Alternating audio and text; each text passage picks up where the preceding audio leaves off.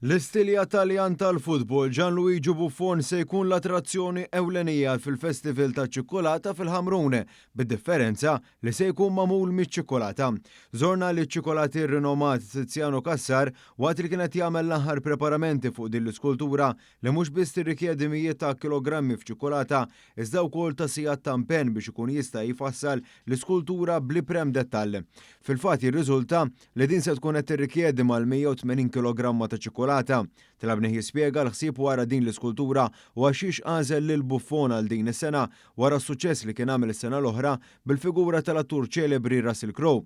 Bħala Juventin u supporter tat-tim tal-futbol Taljan, Kassar għalinna xi tfisser għalih li l-goalkeeper famuż innifsu approva l-fatt li se jiġi replikat b'dan il-mod. U din is-sena jisu kien hemm l-interess li nagħmlu xi ħaġa relatata mal-futbol.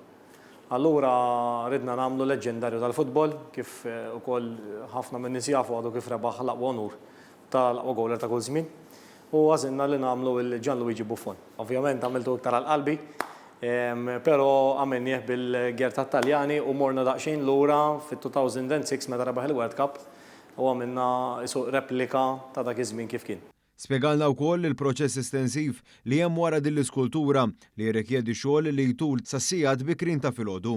Tarfinna kif kollox jibda minn struttura tal-ħadit u ħafna riċerka fil-waqt il qalinna li ċ-ċikolata titħallat mal-glukos u l-ilma biex issir qisha ġina u bekk tkun tista' tinħadem. Once li dal-proċess ikun lest, il-ħadit nidilku biċ-ċikolata u mbagħad nibda npoġġi iċ-ċikolata fuqu. Nibda nibni.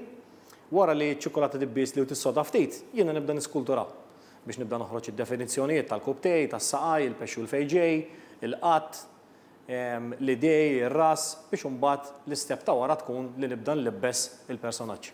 Il-Festival ta' ċikolata li kien skedat fit-tmiem il-ġimgħa li għaddiet ġie post minħabba l-maltemp għas-Sibt li ġej 26 ta' Ottubru.